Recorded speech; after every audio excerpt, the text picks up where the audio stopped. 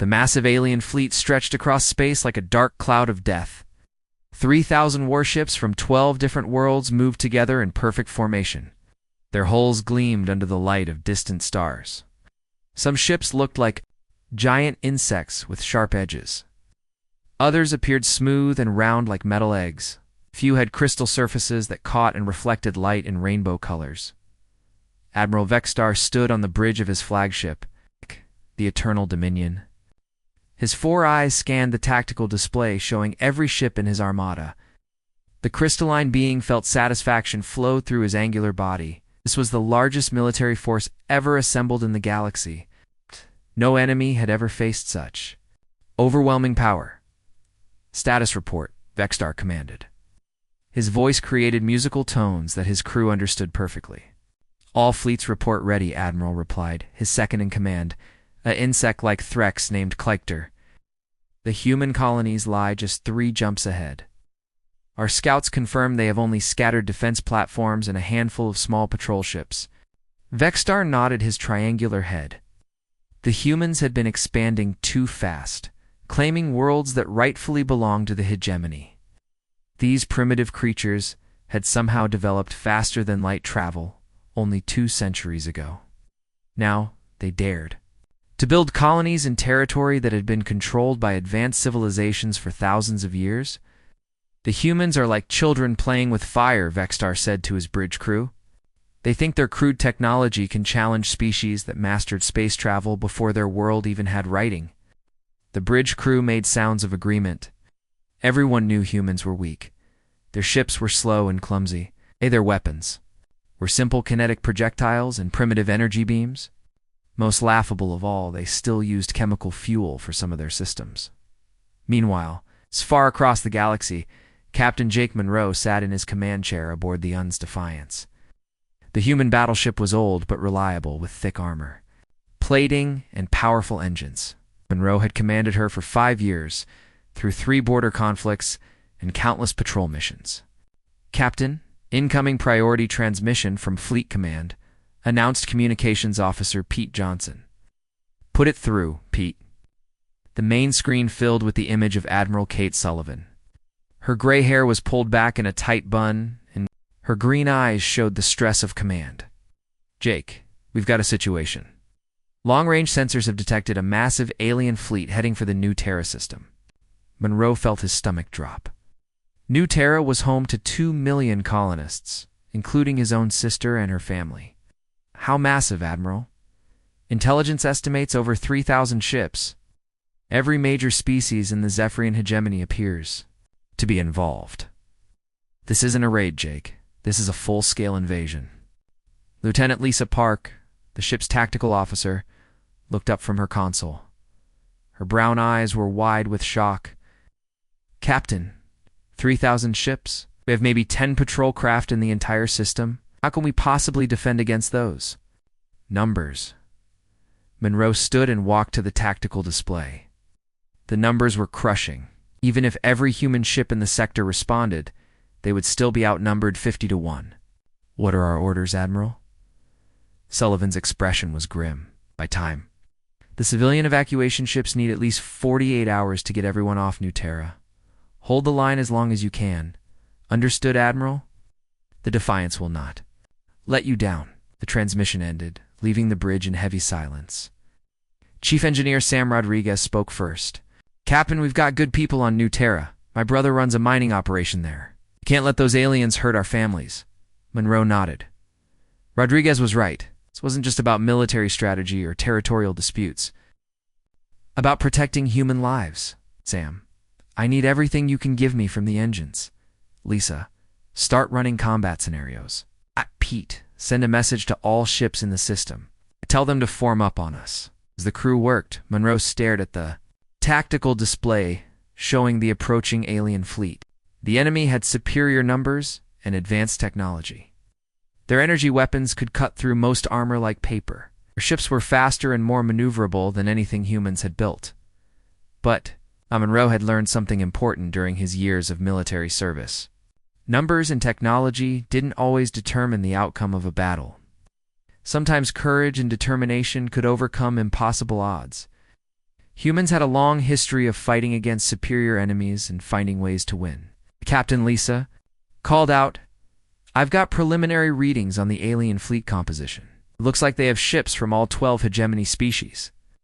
Battlecruisers, destroyers, fighter carriers, and at least 50 dreadnought-class vessels. Any weaknesses in their formation?" Lisa studied her screens carefully. "They're maintaining a standard attack pattern. Very organized, but maybe too predictable. If we could get close enough to their command ship, we'd be vaporized before we got within weapons range," Monroe finished. "No, we need a different approach. Something they won't expect." The bridge crew continued their preparations as the Defiance moved toward the outer edge of the new Terra system. Other human ships were arriving slowly, few patrol boats too.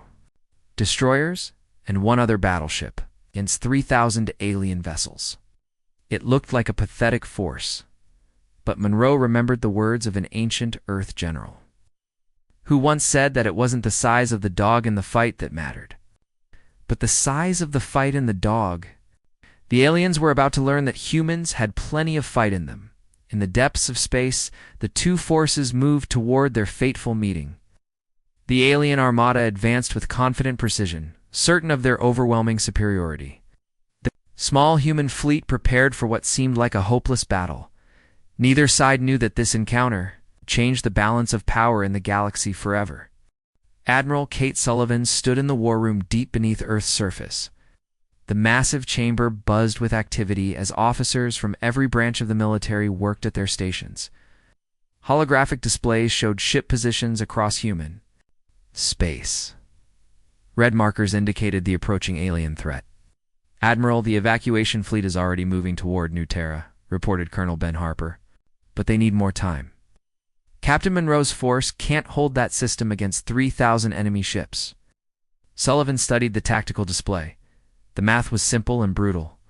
Even if every human warship in the sector responded, they would be crushed within hours. Traditional military thinking demanded retreat, save what forces they could, and fight another day.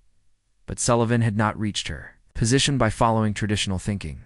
She had spent her career studying alien technology and human innovation. For the past 5 years, she had been working on a project that could change everything. Colonel Harper authorized the immediate deployment of Project Blackout. The room fell silent. Every officer turned to stare at the Admiral.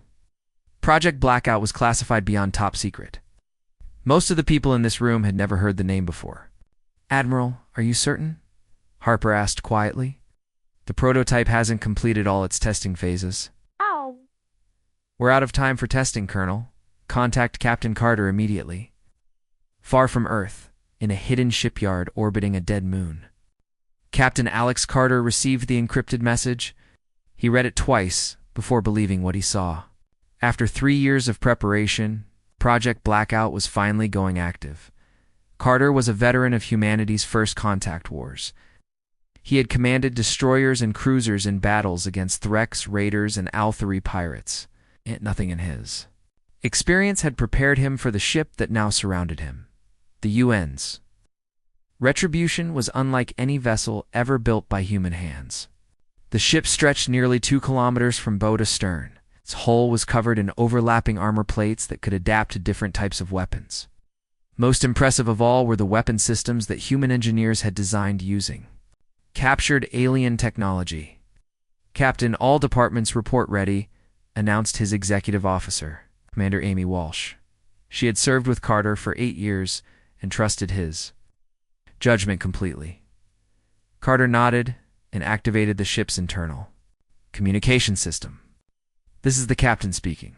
All hands, this is not a drill.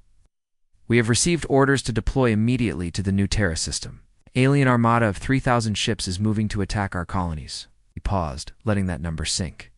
I know what you're thinking. 3,000 ships against one. Those odds would terrify any sensible person. But we are not going there to fight a conventional battle.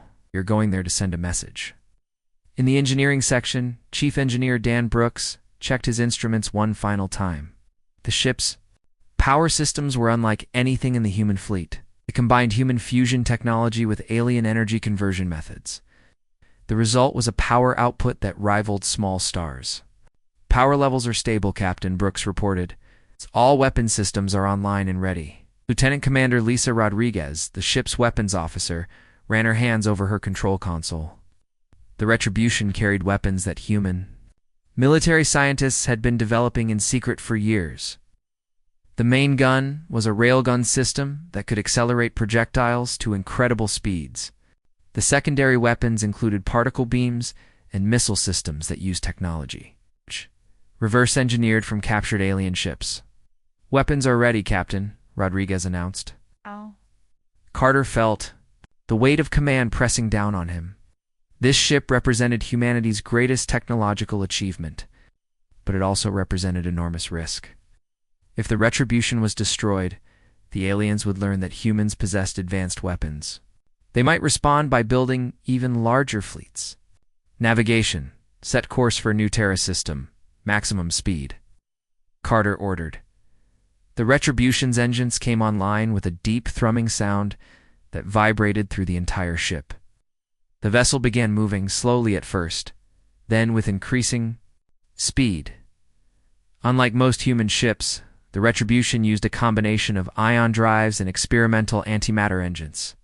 It could reach speeds that would surprise any alien commander back on Earth. Admiral Sullivan watched the ship's departure on her screens. She had gambled everything on this moment. The Retribution was not just a warship, it was a statement. It told the galaxy that humanity was not helpless prey waiting to be conquered. Dr. Sarah Mitchell, the project's chief scientist, stood beside Sullivan. "Admiral, we've run every simulation possible. The ship should perform as designed. But we're entering unknown territory. I know the risks, Doctor, but we can't let fear paralyze us. Sometimes you have to take chances." The Retribution moved through space at a speed that defied conventional physics. Its experimental drive systems left barely any energy signature. To most sensors, it would appear as little more than a ghost moving through the void. Captain Carter stood on his bridge, watching the stars stream past. His crew was the best humanity had to offer. Navigator Amy Walsh had plotted courses through hostile territory for years. Weapons Officer Dan Brooks had designed some of the ship's most advanced systems himself. Communications Officer Ryan Cooper could speak 12 alien languages fluently. "Captain, we're receiving updates from the fleet near New Terra," Cooper reported. "Captain Monroe's force is moving to intercept the alien Armada. They're buying time for the evacuation, but they're heavily outnumbered." Carter nodded grimly. Monroe was a good officer and a brave man, but courage alone wouldn't be enough against 3,000 enemy ships. The Retribution needed to arrive before the aliens could destroy the human defenders. "How long until we reach the system?" Carter asked. 18 hours at current speed," Walsh replied. "Not fast enough." "Don, can you give me more power to the engines?" Brooks checked his readouts. "I can push the antimatter reactors to 110%. That should cut our travel time by 4 hours." "Do it." The ship's engines roared with increased power. The Retribution raced through space toward a meeting that would determine the fate of human civilization. Behind them, Earth's leaders waited, anxiously for news. Ahead of them, a small human fleet prepared to face impossible odds. The galaxy was about to learn that humanity had secrets worth keeping. The Zephyrian Armada dropped out of hyperspace at the edge of the New Terra system like a storm cloud blotting out the stars. 3,000 ships appeared in perfect formation, their hulls gleaming in the light of the system's twin suns. Sight was magnificent and terrifying at the same time. Admiral Vextar felt deep satisfaction as he watched his fleet deploy. The crystalline being had commanded many battles, but never with such overwhelming force. His tactical display showed enemy positions throughout the system. Just as intelligence had predicted, the humans had only a handful of ships to defend their colony. "Admiral, we detect 11 human vessels moving to intercept us," reported his tactical officer, a slug-like creature from the Moltar species. "They appear to be forming a defensive line near the 4th planet." Vextar studied the readings. 11 ships against 3,000. The humans were either incredibly brave or completely insane.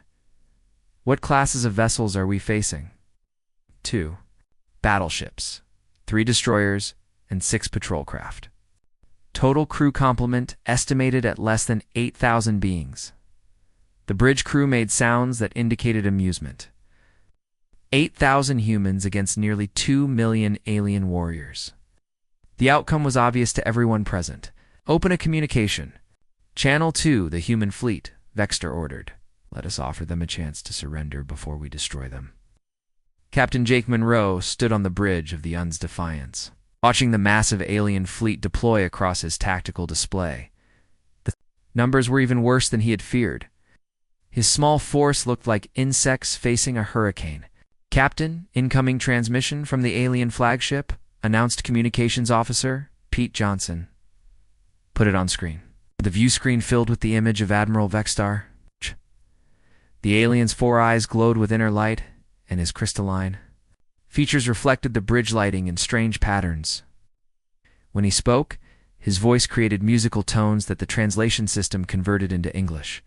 Human Commander, I am Admiral Vextar of the Zephyrian Hegemony.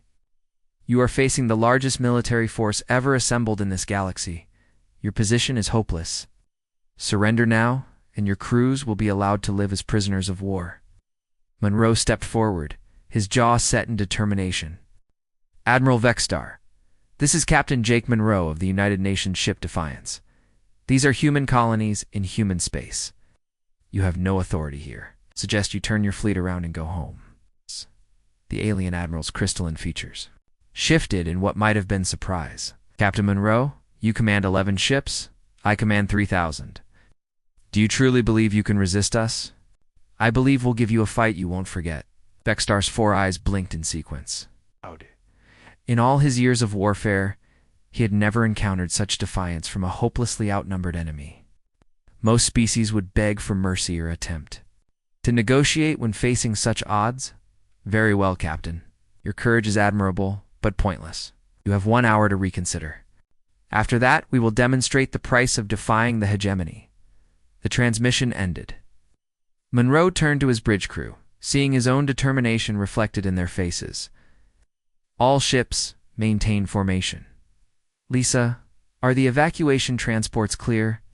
Lieutenant Lisa Park checked her sensors. The last civilian ships jumped to hyperspace 20 minutes ago, Captain. Great, the colonists are safe. Good, that's what we came here to do. Monroe sat back in his command chair. They had succeeded in their primary mission.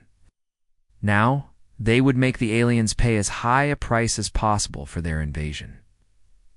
But as the human fleet prepared for battle, something unexpected was happening in the outer system. A single ship emerged from hyperspace near the asteroid belt, far from both fleets. The vessel was massive, larger than any ship in either force. The alien sensors detected it first. Deep in the bowels of the Zephyrian flagship, a Threx technician noticed an unusual energy signature on his instruments. Commander, I'm reading a new contact. Single vessel, bearing 27 mark. 4, the information was passed up the chain of command until it reached Admiral Vextar on the bridge. A single ship? Perhaps a human reinforcement vessel? Unknown. Admiral, the energy signature is unlike anything in our databases. The vessel appears to be extremely large. Vextar frowned. Intelligence had assured him that humans possessed no ships larger than heavy cruisers. Put it on the main screen. The view screen shifted to show a section of space near the asteroid belt. At first, there was nothing visible except rocks and debris. Then, slowly a shadow began to move. The shadow grew larger and more defined until it revealed itself as a ship unlike anything the aliens had ever seen. The Un's retribution drifted out from behind a massive asteroid, its dark hull absorbing light rather than reflecting it. The ship was angular and predatory, like a weapon forged. In the depths of space, it was nearly 2 kilometers long and bristled with weapon systems that the alien computers couldn't identify. "What is that thing?" whispered the tactical officer. Vextar stared at the screen in growing confusion. The ship's design was completely alien to everything he knew about human technology. Their vessels were usually crude and functional, built for reliability rather than intimidation. This ship looked like it had been designed by beings who understood the art of warfare. Run a full sensor sweep. I want to know everything about that vessel. The results were disturbing. The ship's armor was composed of materials that didn't appear in any alien database. Its power output was enormous, rivaling some of their largest dreadnoughts. Most concerning of all, the weapon signatures were completely unknown. Captain Alex Carter stood on the bridge of the Retribution, studying the massive alien fleet on his tactical display. 3,000 ships arranged in perfect formation, confident. In their overwhelming superiority, they had no idea what they were about to face. "Captain, we're being scanned by multiple alien vessels," reported sensor operator Tim Foster. "They seem very interested in us." "Let them look." "Amy, bring us to a full stop at the edge of the asteroid field. I want them to get a good view." Navigator Amy Walsh nodded and fired the maneuvering thrusters. The Retribution came to a halt, hanging in space like a dark omen. Its massive bulk dwarfed the nearby asteroids. "Dan, power up all weapon systems, but keep them in standby mode. I want them to see what we're carrying." Weapons Officer Dan Brooks activated the ship's arsenal. Energy readings spiked across the alien sensors as the Retribution's weapons came online. Railgun systems, particle beam arrays, and missile launchers all powered up simultaneously. The effect on the alien fleet was immediate. Ship commanders began reporting the unusual readings to their superiors, the confident chatter on alien communication. Channels grew quiet and uncertain. Admiral Vexstar watched his tactical display as more information came in about the mysterious human ship. "How is this possible? Intelligence assured us that humans possessed no advanced technology." "Admiral, the ship is opening a communication channel. Put it through." The screen filled with the image of Captain Carter. The human officer was tall and lean, with gray hair and cold blue eyes. When he spoke, his voice was calm and controlled. "Alien fleet, this is Captain Alex Carter of the United Nations ship Retribution. You are in violation of human territorial space. You have 10 seconds to reverse course and leave this system."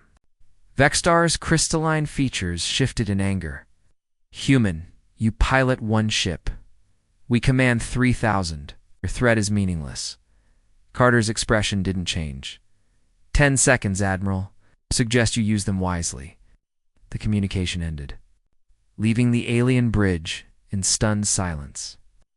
In the vast emptiness of space, two forces faced each other across an impossible divide. The aliens had numbers and experience. The humans had something else entirely. The galaxy was about to learn the difference. The 10 seconds passed in complete silence.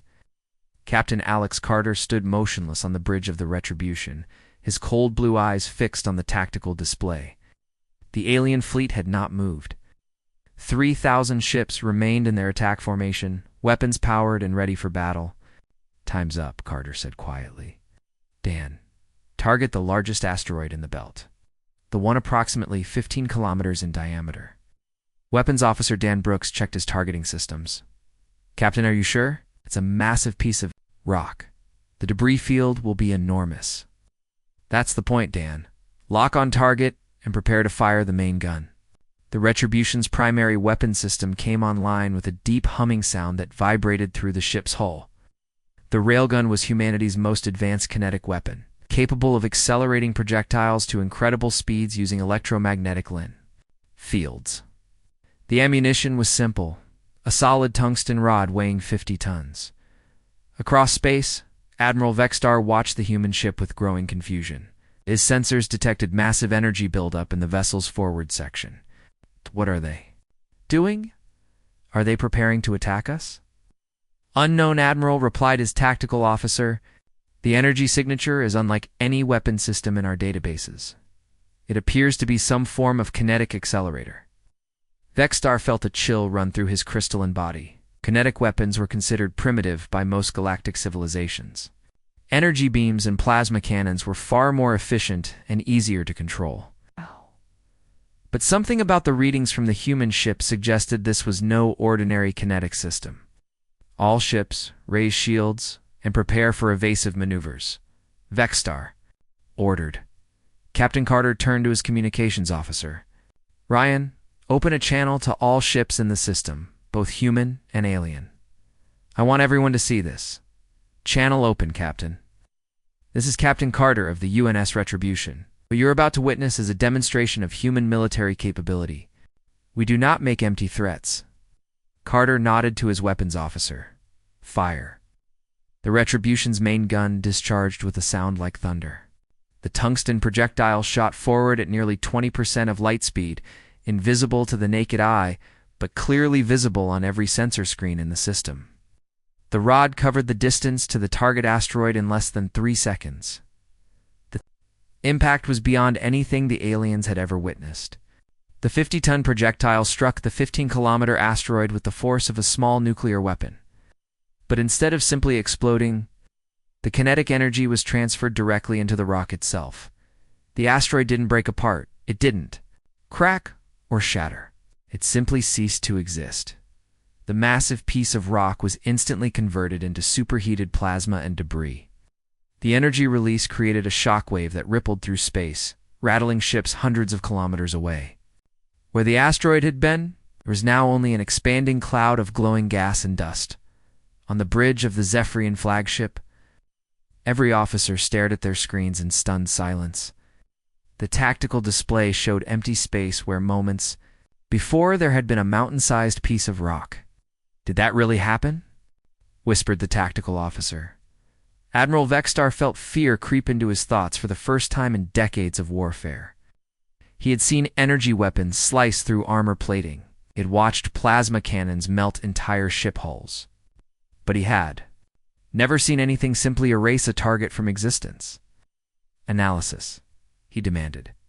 "How is such destruction possible?" The ship's science officer, a floating jellyfish-like being from the Aquan species, checked its instruments with trembling tentacles. "Admiral, the projectile achieved approximately 19% light speed at impact.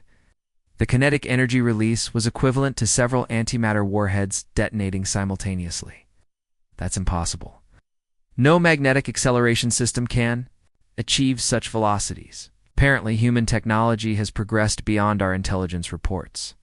Throughout the alien fleet, similar conversations were taking place on dozens of command bridges. Ship captains who had been confident of victory minutes before now questioned everything they thought they knew about human capabilities. On the bridge of the UN's Defiance, Captain Jake Monroe watched the demonstration with grim satisfaction. "Lisa, did you record all the sensor data from that shot?" Lieutenant Lisa Park nodded, her eyes wide with amazement. "Yes, Captain. Energy readings are off the scale. I've never seen anything like it. Make sure that data gets transmitted to Fleet Command. They need to know what our people have been building." Meanwhile, on the Retribution, Captain Carter studied the tactical display showing the alien fleet's reaction. Many of the enemy ships had moved to higher alert status. Some were backing away from their original positions. The psychological impact was exactly what he had hoped for. The captain were receiving hundreds of communication requests from the alien. Fleet reported communications officer Ryan Cooper. "They want to know what type of weapon we just used. Ignore them for now. Amy, bring us to a new heading. I want to position us between their fleet and the inner system." Navigator Amy Walsh fired the maneuvering thrusters and the massive ship began to move. The Retribution's movement was smooth and controlled, demonstrating that despite its enormous size, it was highly maneuverable. Dr. Sarah Kim, the ship's science officer, looked up from her sensor readings. "Captain, I'm detecting some interesting reactions from the alien fleet. Several ships are running deep scans on our hull and weapon systems. Let them scan all they want, Doctor. What they don't know is that what they just saw was our main gun, operating at only 60% power." The bridge crew exchanged glances. If that devastating attack was not even the weapon's full capability, what could the Retribution do when truly pressed? Admiral Vextar finally found his voice after minutes of shocked silence. Communications opened a channel to the human vessel. Screen filled with Captain Carter's calm face, the human officer looked completely untroubled by what had just occurred. Admiral Vextar Carter said before the alien could speak, "I trust our demonstration was educational. As you can see, human military technology has advanced considerably since your last intelligence reports. Captain Carter, that display of force was impressive, but you still face 3,000 ships. It's one weapon, no matter how powerful, cannot defeat an entire armada. Carter's expression remained unchanged. Admiral, you're making the same mistake that many others have made when dealing with humans. You assume that what you see is all we have. The communication channel remained open, but neither commander spoke for long moments. The silence stretched across space as both fleets waited to see what would happen next. In that silence, the balance of power in the galaxy began to shift. The aliens had come expecting an easy victory over primitive humans. Instead, they found themselves facing technology they didn't understand and couldn't counter. The demonstration was over. Now came the real test of wills between two very different ways of thinking about warfare and survival. The humans had shown they could destroy anything they chose to target. The question was what they would choose to do with that power. The alien armada hung motionless in space, 3,000 ships frozen by uncertainty and fear. What had begun as a confident invasion force now struggled with a reality that challenged everything they believed about human capabilities, Admiral. Vexstar stood on his bridge, his 4 crystalline eyes reflecting the tactical displays around him. The readings from his science teams painted a disturbing picture. The human weapon had not just destroyed the asteroid. It had erased it from existence with a force that defied their understanding of physics. Admiral, we're receiving reports from throughout the fleet, announced his communications officer, a moth-like being whose wings trembled with nervousness. Many ship commanders are requesting new orders. They want to know how to defend against weapons like the one we just witnessed. Vexstar felt the weight of command pressing down on him. How could he answer when he didn't understand the threat himself? What do our tactical computers recommend? His tactical officer, the slug-like Moltar, checked multiple screens before responding. The computers cannot provide effective countermeasures, Admiral. The weapon system operates outside known parameters. Our shields might reduce damage, but against a direct hit. The creature's voice trailed off meaningfully. Throughout the alien fleet, similar conversations were happening on dozens of command bridges. The insectoid Threx commanders were chittering nervously among themselves. Their usual aggressive confidence had evaporated when faced with the human demonstration. These creatures had conquered 12 worlds through superior technology and overwhelming force. Now they questioned whether their advantages meant anything. Commander Zictal, of the Threx battlecruiser destroyer of worlds, spoke to his bridge crew in rapid clicks and buzzes. The humans have shown us a weapon that turns matter to energy instantly. Our armor, our shields, our evasive maneuvers mean nothing against such power. The gaseous nebulans, floating in their environmental suits, pulsed with colors that indicated extreme agitation. Their formations, usually tight and precise, began to waver as individual ships backed away from their assigned positions. Captain Mordith of the Nebulan heavy cruiser Cosmic Storm watched his tactical display with growing concern. Species had survived for millions of years by being cautious and adaptable. Every instinct told him that continuing this attack would be suicide.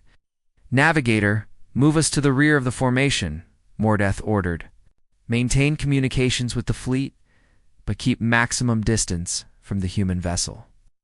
On the bridge of the UN's Retribution, Captain Alex Carter observed the alien fleet's reaction with satisfaction. The psychological impact was exactly what he had hoped for. Fear was spreading through their ranks like a virus, undermining their confidence and unity. Captain, I'm reading significant movement in the alien formation, reported sensor operator Tim Foster. Multiple ships are changing position. Some appear to be withdrawing to longer ranges. Good. Fear makes people think more clearly about the consequences of their actions. Communications Officer Ryan Cooper looked up from his console. Captain, we're being hailed by Admiral Vexstar again. Sounds different this time. Put him through. The main screen showed the alien admiral's crystalline features, but something had changed in his expression. The arrogant confidence was gone, replaced by wariness and calculation. Captain Carter, your demonstration was most enlightening. However, I must point out that we still outnumber you 3,000 to 1. Even your impressive weapon cannot destroy our entire fleet before we overwhelm your position. Carter leaned back in his command chair, his expression remaining calm and controlled. "Admiral, you're still thinking like this is a conventional battle. See numbers and assume they guarantee victory. Numbers have decided the outcome of warfare since the beginning of civilization, Captain. Perhaps in your civilization, Admiral, but humans have a different perspective on warfare." Carter stood and walked closer to the view screen. "You assume this ship is alone. You assume this weapon is our only advantage. You assume we fight the same way you do." The alien admiral's four eyes blinked in sequence, a sign of confusion among his species. "What are you suggesting, Captain?" "Suggesting that your intelligence about human capabilities is dangerously incomplete. What you've seen today is not our maximum effort. It's not even close." The communication channel remained open, but Carter had said what he needed to say. He returned to his command chair and waited for the implications to sink in. Commander Helen. Torres, the ship's tactical analyst, spoke quietly to the bridge crew. "Captain, if I may ask, are there really other ships like the Retribution?" Carter smiled slightly. "That's classified, Commander. But I will say this, humanity has been preparing for this day for a very long time." Across space, Admiral Vextar struggled with the decision that would define his legacy. His orders from the Hegemony Council were clear: destroy the human colonies and establish alien dominance in this sector. But those orders had been based on intelligence that was clearly wrong. "Admiral, we have a communication from the Hegemony Command," announced his communications officer. "They're requesting a status update on the invasion." Vextar hesitated. How could he explain that his massive armada had been stopped by a single human ship? How could he justify the fear that was spreading through his fleet? "Tell command that we have encountered unexpected resistance. Request permission to reassess the tactical situation." Meanwhile, on dozens of alien ships throughout the fleet, individual commanders were making their own calculations. The Aquan species, with their highly developed sense of survival, began quietly moving their vessels to the edge of the formation. They had not survived millions of years of evolution by ignoring obvious threats. Captain Veltar, of the Aquan science vessel. Deep currents spoke to his crew through bioelectric pulses. "The humans have demonstrated technological superiority. Traditional military doctrines suggest withdrawal and reassessment." The crystalline Althari, known for their logical approach to warfare, reached similar conclusions. Their ships began forming defensive clusters, preparing for possible retreat rather than attack. Only the warrior species remained committed to the original battle plan. The Threx and the reptilian Saurians still believed that numbers could overcome any technological advantage. But even among these aggressive species, doubt was growing. Captain Carter watched the alien fleet's confusion with growing satisfaction. He had achieved something remarkable without firing a shot in anger. An entire armada was questioning its purpose and reconsidering its mission. "Captain, incoming priority transmission from Admiral Sullivan on Earth," reported communications. "Officer Cooper, put it through on my personal channel." Sullivan's face appeared on Carter's private screen. "Alex, we're monitoring the situation from here." "How are they responding to the demonstration?" "Exactly as we hoped, Admiral. They're scared and confused. Fear is making them think instead of just reacting." "Good. Remember, the goal is not to destroy them. It's to make them understand that attacking human space carries consequences they're not prepared to face." "Understood, Admiral. I think we're ready for the final phase." Carter closed the channel and looked around his bridge. His crew had performed perfectly, maintaining discipline under enormous pressure. Now came the most dangerous part of their mission, converting fear into respect and hopefully avoiding a battle that could destroy both fleets. The moment of truth was approaching. Soon, Admiral Vextar would have to choose between retreat and a battle that could change the balance of power in the galaxy forever. The standoff stretched across space for 3 long hours. 3,000 alien ships faced a single human vessel in a battle of wills that would reshape the galaxy's understanding of power. Admiral Vextar paced his bridge, his crystalline features reflecting the stress of impossible choices. His fleet was falling apart around him. Ship commanders from 6 different species had requested permission to withdraw. The Aquan vessels had already moved to the outer edge of the formation. Even some of his Threx captains, traditionally the most aggressive warriors in the fleet, were questioning the wisdom of continuing the attack. "Admiral, we have another communication request from the human captain," announced his communications officer. "I'll put him through." Captain Carter appeared on the main screen, his expression as calm as it had been hours before. Now there was something else in his eyes. Not arrogance or threats, but something that looked almost like understanding. "Admiral Vextar, we've been facing each other for hours now. Your fleet is powerful, and your crews are brave. But this standoff serves no one. Perhaps it's time we talked about solutions instead of threats." Vextar felt surprise ripple through his thoughts. "You wish to negotiate, Captain?" "I wish to prevent unnecessary bloodshed, Admiral. My orders were to defend human space. Your orders were to establish hegemony control over this sector. Both of our missions assume that military force is the only way to resolve territorial disputes." The alien admiral considered Carter's words carefully. "What are you proposing? A ceasefire? Time to step back and consider whether there might be better ways to handle our differences." Vextar looked around his bridge at his officers. Of them showed signs of relief at the possibility of avoiding battle. His tactical officer nodded slightly, indicating support for the human proposal. "Very well, Captain Carter. I agree to a temporary ceasefire. But I must warn you that this does not resolve the underlying territorial disputes between our peoples." "Understood, Admiral. But it gives us time to find solutions that don't involve fleets of warships." The communication ended, leaving both bridges in thoughtful silence. Around them, space seemed to exhale as tension began to ease throughout both. Fleet's Captain Jake Monroe, aboard the UN's Defiance, watched the proceedings with amazement. "Lisa, are we really seeing this? Did the largest invasion fleet in galactic history just agree to a ceasefire because of one ship?" Lieutenant Lisa Park checked her sensors one more time before responding. "It appears so, Captain. The alien fleet is powering down their weapons and moving to defensive formations. Then we've witnessed something remarkable today. A battle won without firing a shot." Aboard the Retribution, Captain Carter felt the weight of responsibility settling on his shoulders. The immediate crisis was over, but now came the harder task of building something lasting from this moment of mutual respect. "Ryan, open a channel to all ships in the system, both human and alien." "Channel open, Captain," says Captain Carter of the UNS Retribution. "What happened here today proves that intelligent beings can choose dialogue over destruction. We've demonstrated that humans possess the capability to defend ourselves.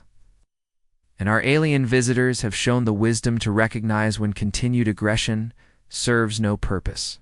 Carter paused, choosing his words carefully. "This is not a victory for either side. This is an opportunity for both sides to find a better path forward." 2 weeks later, representatives from Earth and the Zephyrian hegemony met on the neutral space station Kepler Station. The station orbited a dead world at the edge of both human and alien space. Making it an ideal location for historic negotiations, Ambassador Maria Santos led the human delegation. A former military officer turned diplomat, she understood both the language of force and the art of compromise. Across the negotiating table sat Ambassador Thekmar, a wise Althari elder chosen to represent hegemony interests. "Ambassador Santos, the demonstration by your warship has forced us to reconsider many assumptions about human capabilities," Thekmar said, his crystalline voice creating musical tones. "The Hegemony Council wishes to establish formal diplomatic relations rather than continue territorial conflicts." Santos nodded respectfully. "Ambassador Thekmar, humanity has no desire for conquest or domination. We seek only the right to exist and grow among the stars. If the hegemony can respect that right, we can work together to establish clear boundaries and mutual trade agreements." The negotiations took months, but they resulted in the Treaty of Kepler Station. The agreement established humanity as an equal member of the galactic community, with recognized territorial rights and trade privileges. More importantly, it created frameworks for resolving future disputes through diplomacy rather than warfare. Captain Carter found himself promoted to admiral and placed in charge of the new human defense force. The Retribution became the flagship of a small but technologically advanced fleet, designed to protect human interests while maintaining the balance of power that prevented galactic wars. Admiral Vexstar faced consequences for his failed invasion, but his willingness to negotiate earned him respect rather than punishment. The Hegemony Council appointed him as their first ambassador to Earth, recognizing that his experience with human military capabilities made him uniquely qualified for the position. During his first visit to Earth, Dexter stood in Admiral Carter's office overlooking the Pacific Ocean. The alien commander studied the vast expanse of water, trying to understand the world that had produced such determined defenders. "Admiral Carter, I must ask you something that has troubled me since our encounter. Was the Retribution truly alone that day, or were there other ships like her waiting in the shadows?" Carter smiled and poured 2 glasses of whiskey, offering one to his former opponent. "Admiral, that's classified information. But I will say this.